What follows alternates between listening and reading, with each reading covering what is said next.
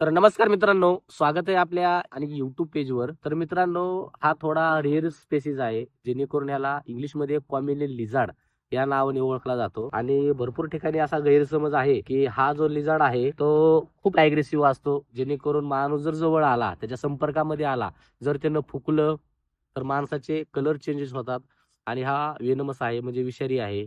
तर मित्रांनो, रिॲलिटीमध्ये हा झाडावरचा सरडा आहे. इंग्लिशमध्ये ह्याला कमिलियन लिझार्ड या नावाने ओळखला जातो आणि दिवसेंदिवस भीतीपोटी असे जी स्पेसीज आहेत कमी होत चाललेली आहे आणि दिवसेंदिवस वृक्षतोड बी झालेली आहे. त्याच्यामुळं असे वर्षाला आपल्याला मॅक्सिमम 3 ते 4 लिझार्ड भेटतात आणि हा बिनविषारी आहे. ह्याच्यापासून कुठल्या प्रकारचा तुम्हाला धोका नाही आणि ह्याच्यामध्ये एक युनिक खास बात आहे, जेणेकरून जर हिरव्या झाडावर गेला तर ह्याचा कलर हिरवा होतो आणि मातीवर गेला तर ह्याचा सेम त्या टाईप कलर निसर्गाचीच देण आहे त्याची, की कलर तयार होतो. तर मित्रांनो, बिनविषारी आहे. जसं की मी तुम्हाला म्हटलं, की ह्याच्यामध्ये कुठल्या प्रकारचं विष नाही. बघू शकता मित्रांनो, हो का? त्याला माहिती आहे, की ही माझ्या खायची वस्तू नाही. त्याच्यामुळं ही माझा आहार नाही.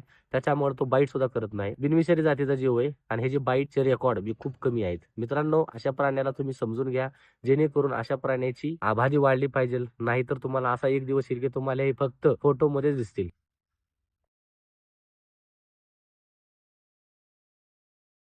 Bye bye. Bye bye.